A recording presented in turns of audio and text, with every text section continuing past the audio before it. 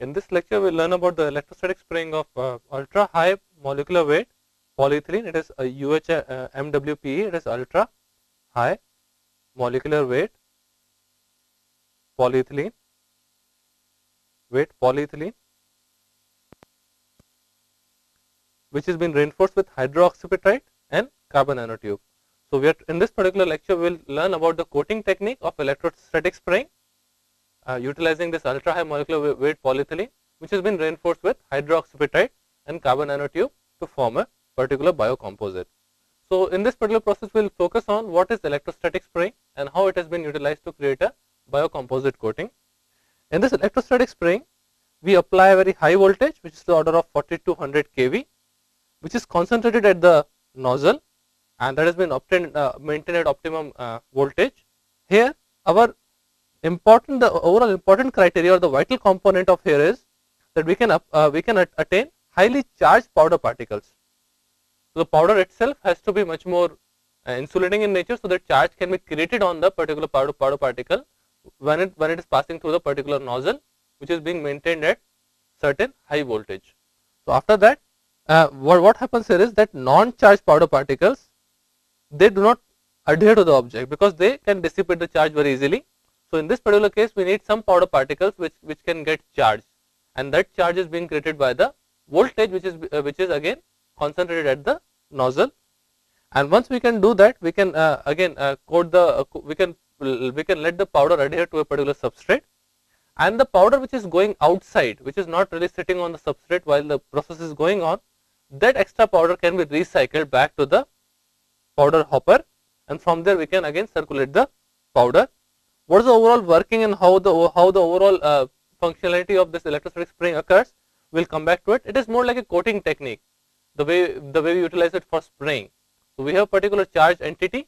We basically throw the powder at a particular substrate, which is kept at a little lower or the ground potential to complete the overall circuit, and the charge between the powder particles is utilized for the travel of those powder particles from a electrostatic gun to the substrate, and later on we can do some sort of a curing to keep those powder particles intact, or so that they can get fused together. And again it can be it is usable for all types of powders, and more than that we can also utilize this particular powder utilizing the electrostatic spraying to coat either iron, steel, aluminium, titanium, etc. And as we know that there are certain common for the implant material, we need a particular implant material to be good enough in terms of strength, and hence metallic materials come as the emerging candidates for them. So, either we have stainless steel or titanium 6 aluminum, 4 vanadium, or cobalt chromium alloys, and we also saw some other elements such as certain other materials such as tantalum or even magnesium and many others. So, all those are nothing but metallic materials. So, this process can be highly utilized in terms of coating all those metallic implants. So, again it has a very simple setup, and it is again very fast and environment friendly. So, we see in this particular electrostatic spraying is that we can maintain a high voltage near the nozzle, and that particular voltage is utilized for creating a charge on a particular powder particle, and then we let this powder particle flow through and get deposited on a substrate, and then we can do some sort of a secondary treatment which can be basically the melting of those powder particles to get cured on a particular substrate, and the powder which is extra, which is kind of overspraying, that can be recycled again in the later stage. And again the advantage of this particular process is that we can easily coat a particular metallic implant using any type of a powder particle which can get charged, and it is again a very simple setup, and it is very fast, it is very rapid, very simple process, very rapid process. At the same time it is environmental friendly because it is not generating any fumes. So, this is the overall setup of electrostatic spraying. How does it really appear is that we apply certain particular voltage. We have a container which contains our powders. So, we have our powder particles out here. Then we have this electrode which is kept at a higher voltage, and then we have a substrate on which we want to coat this particular powder particles. So, we have a particular electrode. As powders are passing through it, they get charged. So once the charge is being created on the powder particle, so right now it is at higher potential, and then basically it progresses to the lower potential side, and we can have some fans or blowers which can allow the particles to attain certain velocity, or basically to flow from gun to the substrate. So that is the overall philosophy out here, that we apply a particular blower, it carries away the powder particles, and once it is carrying over the powder particles, it will encounter electrode which is centrally located in the gun, and that makes the powder particles to get charged, and the flow of air which is being blown from another end, it carries away the powder particles, and now the powder particles are charged in nature, and once they strike the substrate, they can transfer the charge back to the substrate. But in the particular process, what is happening is all the powder particles they have similar charges. So there is some sort of a electrostatic repulsion, and that electrostatic repulsion is the cause of uniform dispersion of the powder particles. So that's what happens in the conventional electrostatic charging system. Again, so this is overall, it is one of the very simple processes, as we see here, that we apply certain voltage out here, and then that voltage is being carried over by the electrode which is facing the front portion of the, this is nothing but the electrostatic spraying gun, and that blower is creating is allowing the powder particles to flow, and as soon as they are flowing, it is getting charged because it comes and interacts with the electrode, and once it strikes a particular substrate, the overall repulsion between the powder particles because of the similar charges creates a very nicely dispersed powder particles sitting on the substrate, and once we have this powder particle sitting on the substrate, it is just sitting, it has not formed a coating or anything like that, it is just sitting on the substrate. So in the process, we don't have to damage it, we don't have to damage the overall orientation of this powder particles, or the we should not tap it, otherwise it will lose its overall integrity, and then later on we can take the similar plate or the substrate and get it cured at much higher temperature, which is to be above the melting point of the particular polymer which has been sprayed onto the substrate. So we take all those deposited powder particles which are now very nicely dispersed, but they are just hanging on mechanically. There is no metallurgical bonding or there is no fusion between the powder particles, so they are just sitting mechanically on a particular substrate, and later on they have to be taken to the oven and then cured. That is what is happening in the conventional electrostatic charging system. But when there are certain crevices, and we say if we had a particular implant, substrate which has a certain cavity or some sort of a cage effect. So in this case, what happens? As soon as powder particles they start depositing on the front portion of that, and they have now charge. They are now the charge entities, and the second powder particle, instead of getting inside this particular cage, it will experience a repulsion from the already deposited powder particle.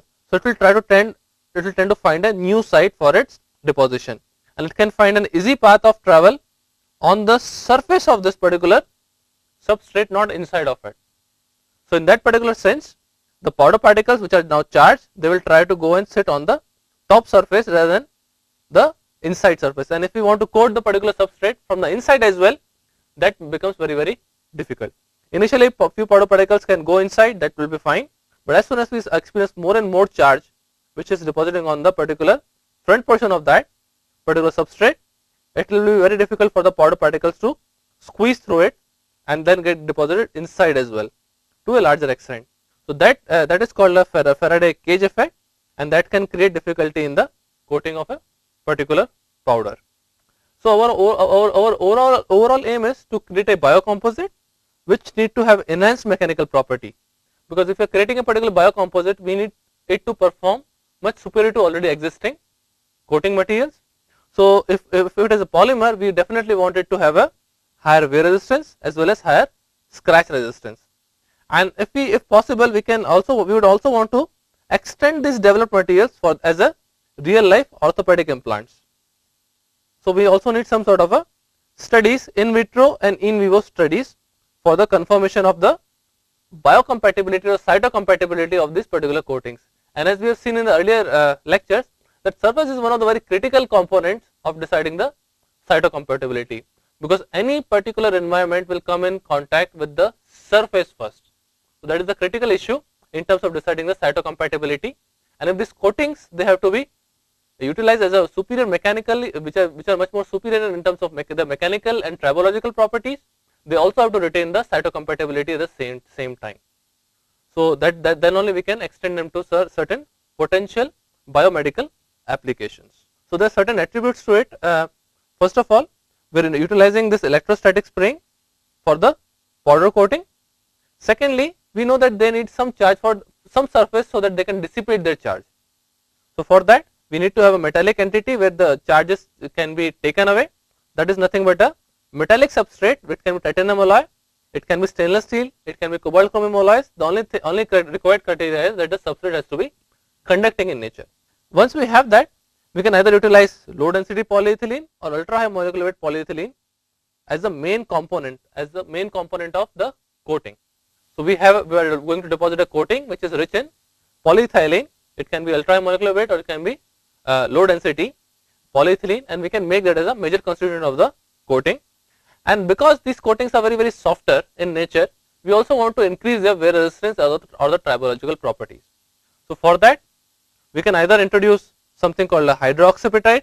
We can also induce some ceramics, which can be aluminum oxide, or we can also incorporate carbon nanotubes for improving the strength as well as stiffness. So once we have much superior mechanical properties, automatically we can expect that the wear or the tribological properties will also enhance with the particular reinforcement. And again, we in this particular much better because of its superior corrosion resistance as well as its toughness.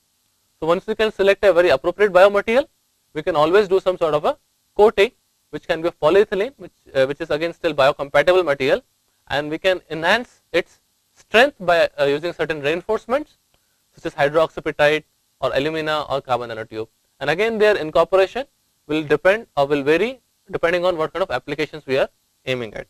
So we know that for the polyethylene matrix, conventionally the polyethylene has shown to be excellent or exceptional in terms of biocompatibility, such as total hip replacements.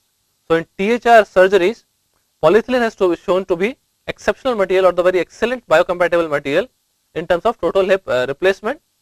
But the problem with this is that polyethylene, it can degrade over time.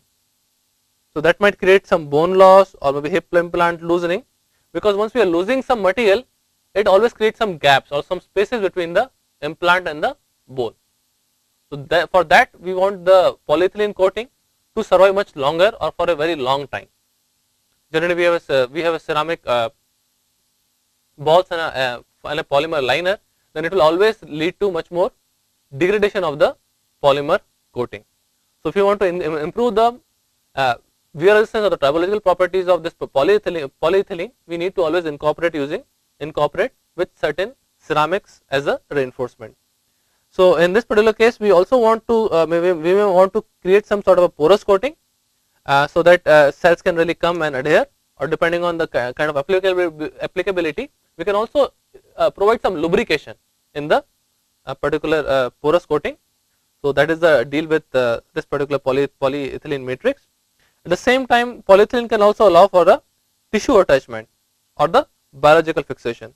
So that is one more advantage of the polyethylene, is that it can allow biological fixation and it can allow tissues and cells to grow onto its surface. So in this particular component, we are utilizing ultra molecular polyethylene because it has shown to be exceptionally cytocompatible in total hip replacements, and it is a very commonly used bioinert material for implants. But the problem with this polyethylene is it is limited to only soft tissues. Because of its lower mechanical properties, it is limited to only soft tissue implants, and at the same time it is very low elastic modulus and low yield strength. So to improve those particular properties in terms of strength as well as wear or tribological properties, we may want to add some hydroxyapatite. And hydroxyapatite, it has shown to be exceptionally bioactive material.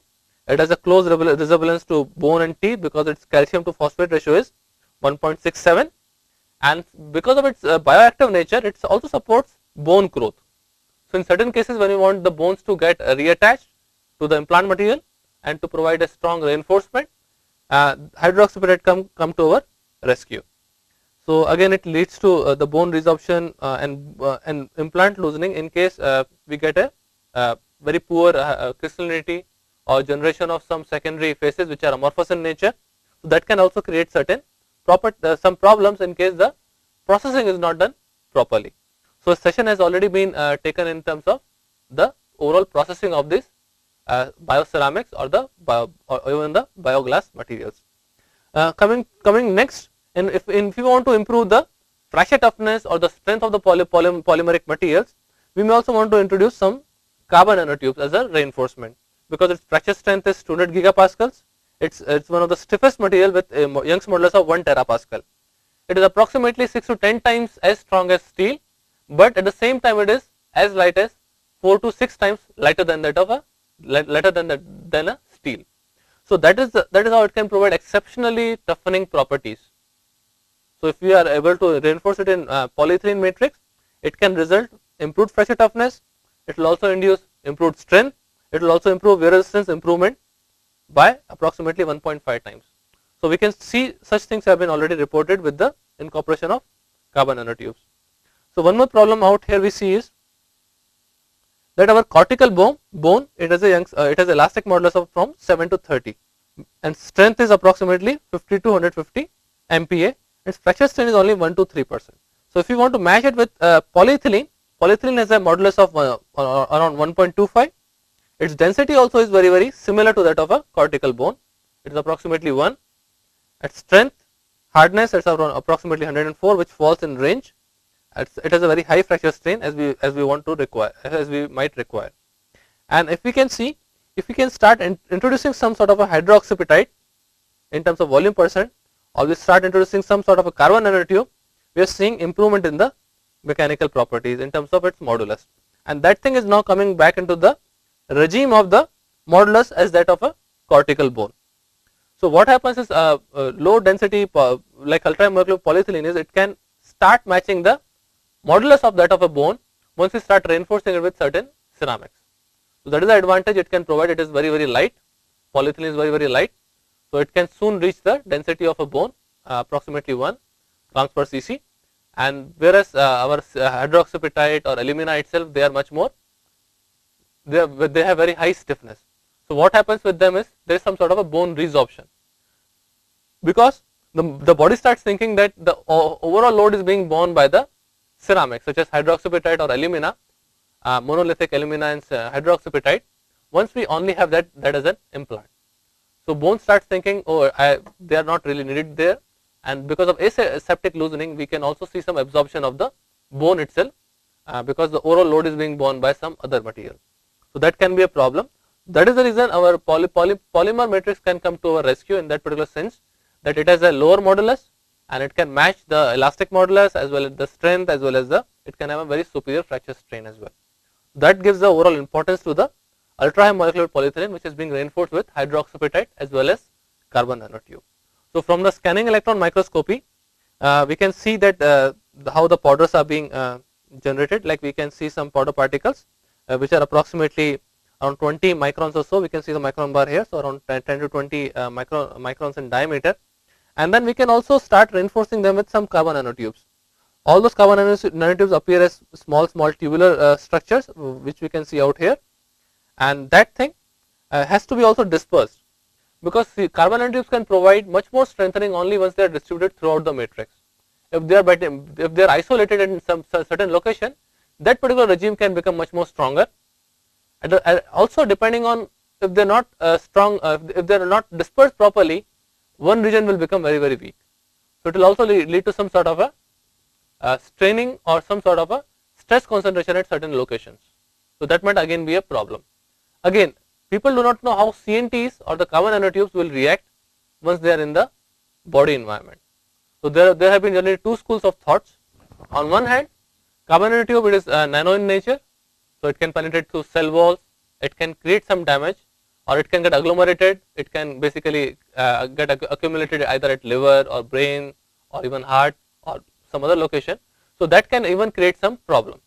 And even once anything is a nano form, and if it goes to our lungs, it is very hard for us to take it out.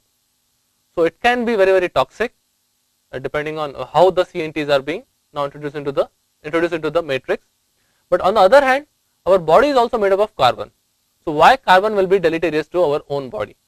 So there are two schools of thought which are being proposed by the researchers, and once we can trap all those CNTs in some matrix, then we don't allow any free CNTs or any loose CNTs to flow in our blood, or don't allow them to flow through and get accumulated at certain parts of our organ or the organ of the body. So we want to, once we trap the carbon nanotubes, we can get much more strengthening in the polymer matrix, and we can also achieve much more superior mechanical properties while retaining the cytocompatibility. So in this particular case, we have utilized ultra molecular polyethylene, and then carbon nanotube is now being dispersed into the matrix by a certain ball milling technique, and once we have that, we can utilize the electrostatic spraying to basically coat the substrate material, and the overspray, like once we are spraying it, some part of it can also go outside the particular substrate regime. So once we have substrate like this and we start coating using a particular gun, once we are coating it, the powder particles may sit onto it, but some of it can also go outside the particular substrate where we are spraying. So this extra powder particle, the extra regime of the powder, it can be again collected back. If we have a particular container, we can again collect this particular extra powder back and we can recycle it. So we can minimize the overspray, and we can again minimize the material loss, and we can, and in this particular case we are utilizing titanium substrate. So once we have this particular coating which is deposited onto the titanium substrate, we take this deposited layer and then we heat it in an oven for around 180 degrees centigrade depending on the melting point of the polymer. So we want the polymer to melt on the substrate so that it can get fused and it can melt and basically coat the titanium implant. And depending on that, we can also have a certain temperature as well as certain time, like in this case we utilize 30 to 40 minutes. So we can decide the temperature and time depending on the particular polymer which we are utilizing for the electrostatic spray. So what we are doing, we are taking titanium substrate, we are electrostatically spraying the ultra molecular polyethylene, which is now reinforced with carbon nanotube, and once we have that, we put it in an oven for a certain duration of time and temperature to basically cure the polymer and achieve a uniform coating on a titanium substrate. And because in this particular case the melting point of polyethylene is around 136 degrees centigrade, but it is very viscous at this particular temperature. So in case when we want the polyethylene to flow, we need to obviously heat it to superheat it to much higher temperature than 136 degrees centigrade. So in this particular case we are heating it to around 180 degrees centigrade, so that now it is fluid enough to cover the overall surface of the titanium substrate. So that is the overall deal with the deposition of CNT reinforced polyethylene using electrostatic spraying. And once we fracture those samples, in this case when we have only polyethylene, and in the second case once we are reinforcing it with some carbon nanotube. So what we can see here is, in this particular case, once we have only polyethylene, nothing else, no CNT, we are seeing a very flat morphology. But once we have some carbon nanotube, we can see all those very dimple kind of a very fibrous kind of a fracture out here. So in this case it is very fibrous, in this case it is a very flat fracture. This directly tells that my coating or my particular coating which is now reinforced with carbon nanotube is much more ductile. So that's what is giving me much more advantage, that I can have a very adherent coating, very nice coating, and that is also have much more higher fracture toughness. At the same time it should show a very good mechanical properties, because what is happening here is we want the surface to yield once it is undergoing some stresses. So in that particular case we can see that with CNT I am getting much more fibrous coating which can basically shear off or deform with particular applied load, and it can sustain much longer time.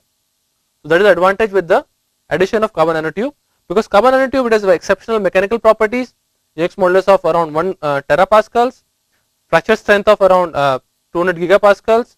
So that is the advantage of utilizing carbon nanotube as a reinforcement. At the same time it is also assisting formation of a fibrous structure, and which is much more which can provide us much more stress absorption in many cases. This is how the coatings look like. In this case we utilize only polyethylene with some carbon nanotube.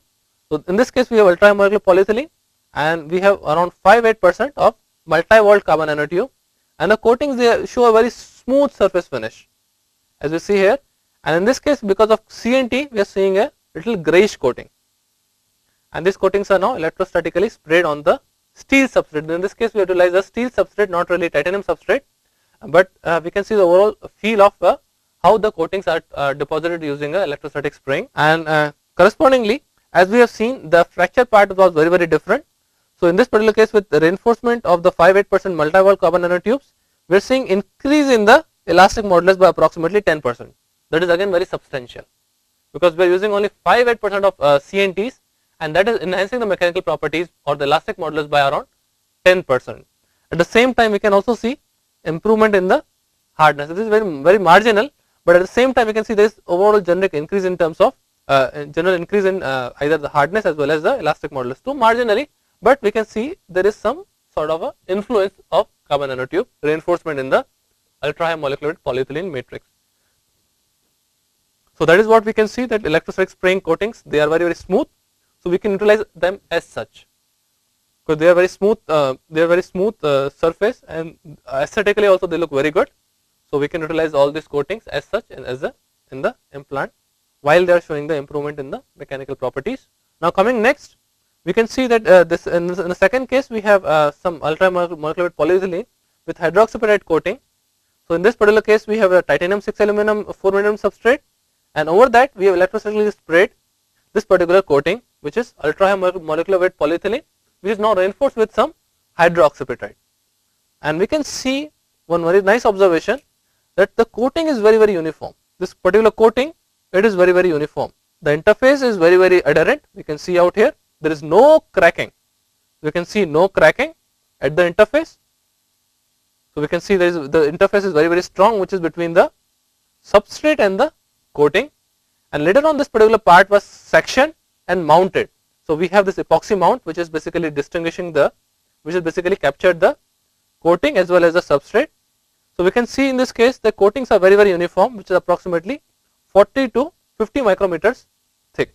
But main part is, it is very uniform. We can see this particular part, that we can achieve approximately a constant thickness or a very smooth surface utilizing this electrostatic spraying.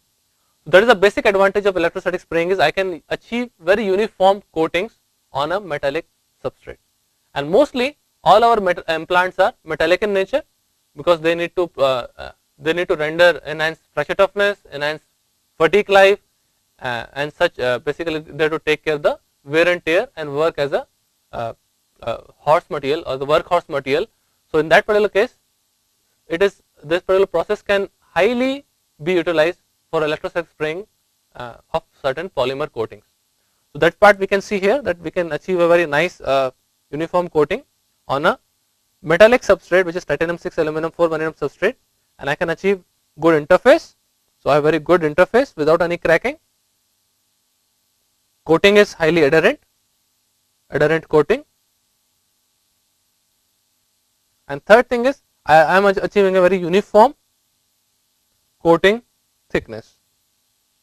So these are three very nice components which we can really see here, that I have a very good interface, coating is highly adherent, it is not peeling off, and I have a uniform coating thickness.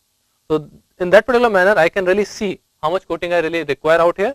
But one problem with this electrostatic spraying is, I cannot achieve very high coating thickness, which can exceed say 200-300 microns or so, because my substrate needs to be very highly conducting.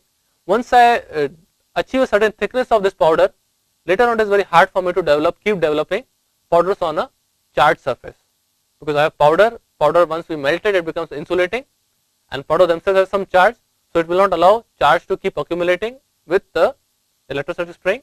So I keep the substrate, I deposit certain thickness of powders. It is not limitless, the process is not limitless. I can achieve only very fine coatings, which can be limited up to say around 150 to 200 microns and not more. That is a disadvantage of the process, but it becomes advantage for this particular as a biocompatible coating, because we can achieve very fine, adherent and uniform coating on a particular metallic substrate. So seeing overall feel of it is that in first step is the processing of this ultra molecular weight polyethylene, which is now reinforced with the hydroxyapatite and carbon nanotube, and then Once we have synthesized those coatings, we need to have some sort of a biocompatibility test, in vitro biocompatibility, that can come from either cell culture or bacterial culture studies. Once we have done that, we will know what are the potential materials and for which we can expect much more enhancement in the mechanical properties. So for that we can either do nano scratching, we can do fretting, we can also do ballpoint pin desk. And once we attain that, once we can see how we are getting the enhancement of the mechanical properties, we can come to the optimization. We can come to the process optimization by electrostatic spraying in terms of hydroxyapatite content, in terms of any other reinforcement what we require. And some other component which might be essential is what might be happening with the either CNT HAP interface or the polyethylene HAP interface or the polyethylene CNT interface. So there can be certain components which can be answered via some computational modeling. At the same time, once we have confirmed from in vitro, from mechanical properties, from the optimization of the composition, we would also want to know what is happening in vivo in terms of both long term and the short term test. So that part also is that part also might become very critical in terms of evincing the overall biocompatibility of polyethylene, which is now reinforced with hydroxyapatite and carbon nanotube. So in this particular case, we can see overall pyramid of this CNT reinforced ultramolecular polyethylene with hydroxyapatite. So there are certain criteria to it. First thing is the nanocomposite processing. So we have to optimize the process and then synthesize a particular coating or do the spraying part. Then second part is the mechanical properties. So we would want to know what is happening in vitro and in vivo, and also design what is happening to the wear or the tribology of this particular coating, and then so we can finally select the coating. And further we would also want to know what is the overall effect of the composition in terms of how the reinforcement is being given by either hydroxyapatite or carbon nanotube, how those phases are distributed. So macrostructurally also we need to basically reinforce what we really are planning to look at in terms of their distribution, how the phases are now being distributed, both hydroxyapatite as well as carbon nanotube in the polyethylene matrix. Then at the same time, what is happening between the interfaces of all those? It can be hydroxyapatite and carbon nanotube. It can be polyethylene plus hydroxyapatite. It can be polyethylene plus carbon nanotube. So there are certain areas where we would want to look at the overall interfacial compatibility. So this forms the overall pyramid of processing. How do we process it using electrostatic spraying and be able to optimize the composition, or first the process, then the composition, and then once we optimize the composition, we would want to look at the mechanical properties. So what is happening at the interfaces, how the phases are now being distributed, and then coming on to the in vitro and in vivo testing, so that we can choose them as a potential biomaterials. So this is the overall strategy of developing ultra molecular polyethylene, which is now reinforced with hydroxyapatite and carbon nanotube. So we can see how this electrostatic spraying can allow us to do this particular type of processing, and how we can select in terms of the process, how do we optimize the process in terms of its duration or the time, what is the overall composition of hydroxyapatite will be utilizing in polyethylene matrix, what is the composition of CNT will be utilizing in reinforcing the polyethylene, then what is the enhancement and mechanical properties we are attaining by this particular reinforcement, then how the things will behave at the interface, and how it will eventually lead to the overall cytocompatibility both in vitro as well as in vivo, to finally come up with the potential biomaterial which is now reinforced with both hydroxyapatite as well as carbon nanotube. So that is the overall scientific processing structure property correlationship which becomes essential. So that is the overall deal with the development of ultramolecular polyethylene with hydroxyapatite and carbon nanotube. And most importantly, interfacial wear is also one of the very critical components, because once we have surface 1 and surface 2, how do they interact, how is the overall roughness, how is the overall chemistry, how is the overall lubrication between the two surfaces will result how my material will now be lost once I have two operating surfaces. So I can have a dry friction once I don't have any particular fluid, or secondly I can also have a wet or lubricated friction. So in this particular case I have some hydrostatic film which can form between the two surfaces, and once I have some film forming between those two, it is now only the film which can easily shear off, and once it is now shearing off, I will achieve very low coefficient of friction because the surfaces will flow very smoothly over one another. Whereas in case of dry friction, I don't have any sort of a lubrication. that's how the porosity also comes into picture, that once I have my surface are very dry, it will always will have some ridges and grooves, because any surface is not flat, atomically flat. So that's how it will lead to some sort of contact between the asperities. Once the asperities are in terms of they have length of microns to nanometers, it will always lead to some sort of a friction between those two surfaces. And once I have certain friction, it will interlock all those asperities, and with the particular movement, it will start breaking off all those asperities. So eventually, I would want to introduce some sort of a lubricant to avoid this friction, and so that the surfaces can flow very smoothly over one another. In this particular essence now, when I can see I have much more easier shear, so I can introduce some carbon nanotube, or I can introduce some ceramic particles, so my wear basically goes down to a very large extent. So once I have carbon nanotubes or hydroxyapatite is a ceramic in nature. So the abrasion on once I have a hydroxyapatite reinforcement, it will always be much more superior to that of a polyethylene alone. Again, it also depends on the interfaces. If I have a very poor interface between hydroxyapatite and polyethylene, then hydroxyapatite can also come out, and it can also start eating away my polyethylene. So I need to have a very strong interface between polyethylene and hydroxyapatite. CNTs, on the other hand, they are much more graphitic, and graphite is also used as a lubricant. So depending on how the interface is between CNT and hydroxyapatite and polyethylene, I can somehow control my wear or the tribological properties. So at the same time, I can also provide some sort of a lubrication at the contact surfaces to decide the overall wear of a particular interface. So we can see how the composition itself can be much more influential in terms of dictating the overall wear between the two compositions.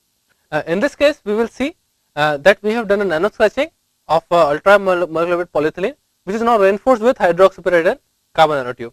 So in this first case, we only have polyethylene. In second case, we have reinforcement of some hydroxyapatite. So what we can see here is that I have a nano tip. Then what I am seeing here is the wear volume, which is now calculated by the amount of or the volume of material being displaced by the indented tip, both in polyethylene as well as in the which is now being reinforced with the hydroxyapatite.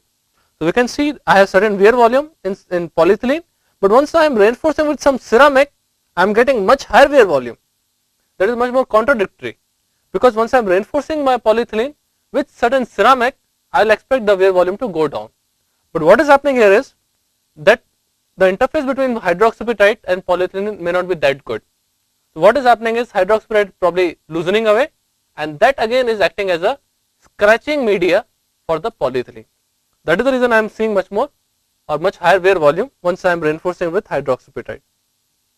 But once I start introducing some carbon nanotube in terms like 2 weight% and 4 weight%, I am seeing much reduction in the wear volume. This is happening because carbon nanotube, they have very superior mechanical properties. Also, they also serve as a lubricant. They have exceptionally superior wear properties, tribological properties, mechanical properties. At the same time, they have much more lubricating properties. So once I am introducing more carbon nanotubes out here, I am seeing a overall reduction in the wear volume. It means I am achieving a superior wear resistance in the CNT reinforced hydroxyapatite, which is now again reinforced in the polyethylene matrix. So once I am increasing the CNT content, I am seeing further decrease in the wear volume. It means I am achieving much more superior tribological properties once I have CNT reinforced or enhanced CNT reinforcement in the polyethylene and hydroxyapatite matrix. That is what we can see, that once we have poor interface between hydroxyapatite and polyethylene, I am seeing much enhancement in the wear volume, or my wear resistance is now dropping off. But once I start reinforcing with carbon nanotube, I am seeing much more enhancement in the wear resistance. That is what is happening out here. So my wear volume is basically going down with the increased CNT content, and that is what happening is with the nano scratching out here in the particular case. At the same time, I can see with the increase in the hydroxyapatite, I am seeing increase in the viscous hardness. That what can be expected, because hydroxyapatite is ceramic. Once I am adding some ceramic, obviously my hardness should go up. And further increase in the carbon nanotube, I am seeing much little marginal increase in the hardness as well. So we can see here is that wear volume is decreasing with increasing CNT content. So obviously my CNT is now improving the wear resistance.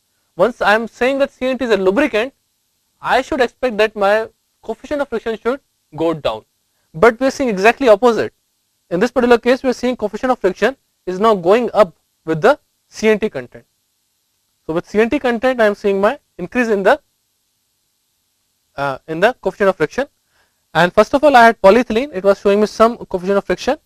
Once I am adding hydroxyapatite, I am seeing decrease in the coefficient of friction. That is happening because at nano level, once I am doing a nano scratching, there is very poor interface between hydroxyapatite and polyethylene. So as soon as I am putting my indenter tip, it is very easy for the indenter tip to blow away the material on the side. So there is very less of a lateral force in comparison to the normal force. So that is the reason I am seeing much reduction in the coefficient of friction for the 5% hydroxyapatite. Whereas in case of once I am adding some carbon nanotube to it, what is happening here is now CNTs are introducing much more strength to the polyethylene matrix. They have very superior mechanical properties. So indenter tip finds very difficult to displace the material. So at nano level, things are very different, and it finds harder to displace the material. So lateral force goes much higher. That is the reason we can see increase in the coefficient of friction once we have more CNT content. So it is in agreement with the observed wear resistance or the wear volume loss which was observed in the nano scratch testing. And finally, everything boils down to the how the cells or how the cytocompatibility of those particular material behave. So if once we take a control and once we take a polyethylene, we can see the number of cells how they basically grow. In this case, we have utilized SOS2 490 SOS2 cell line, which is a mouse fiber osteoblast, mouse fibroblast at a wavelength of 490 nanometer and at a 630 nanometer. And we can see the quantification wise is that we are seeing approximately similar cytocompatibility. So I can see that the overall count of the cells is through a particular quantification technique, it is coming out to be using a UV spectrophotometer. We can see that the particular counts are approximately similar. They are not deteriorating to a stronger extent. If I had a pure HAP or I had a polyethylene, I am seeing my CNT is approximately the same. Though I can see certain decrease in the cytocompatibility, but not to the very large extent. But my 2 weight % CNT, they are showing me much more superior properties as compared to the 4 weight % CNT. So overall, we can say that we can achieve some marginal improvement in the mechanical properties without deteriorating the cytocompatibility of this particular composite. So eventually, we can say that electrostatic spraying can be utilized because it is a particular process in which we utilize a blower to take the powder particles away, get them charged with the electrode. Once it is now charged with the electrode, it cannot disperse very uniformly on a particular substrate because of electrostatic repulsion between them. Once we have that particular entity, we can take it and we can cure it, and curing can be done at a temperature which is higher than the melting point. So we can achieve a little fluidity in the particular polymer material, so that it can spread out and it can coat the particular substrate nicely. And as we see that the surface was very adherent, it can cover the crevices very uniformly. It is adherent, it is not peeling off easily, and also it has a uniform thickness. That gives the advantage of the electrostatic spraying. And that was from the processing part. And now coming to the material part, we can utilize polyethylene very easily out here, and we can also incorporate some reinforcement, which can be ceramic reinforcement of hydroxyapatite, or it can again be carbon nanotube to provide some strengthening to it. We can also utilize some ceramic reinforcement such as aluminum oxide to incorporate much more wear resistance or the tribological resistance.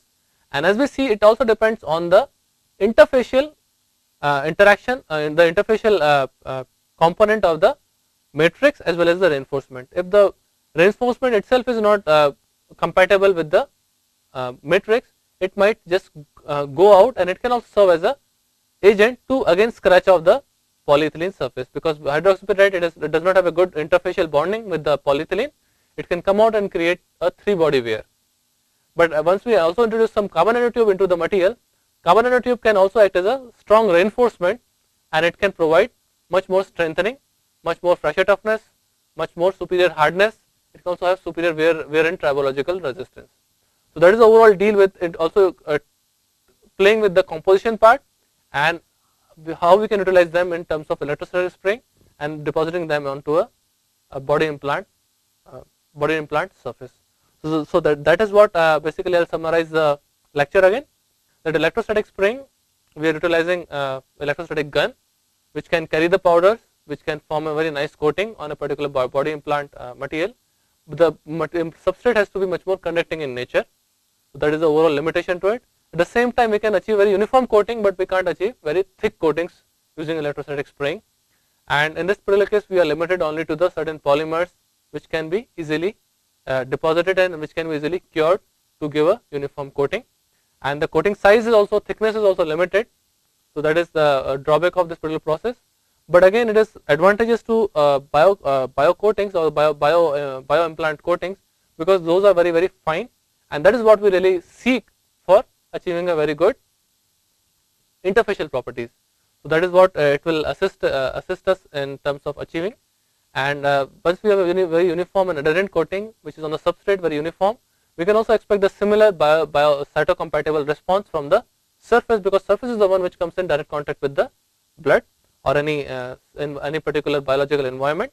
That is the advantage of that. And then we can see that using altering all these compositions, we can attain the required tribological properties, required cytocompatible properties using this electrostatic spraying. So I'll end my lecture here. Thanks a lot.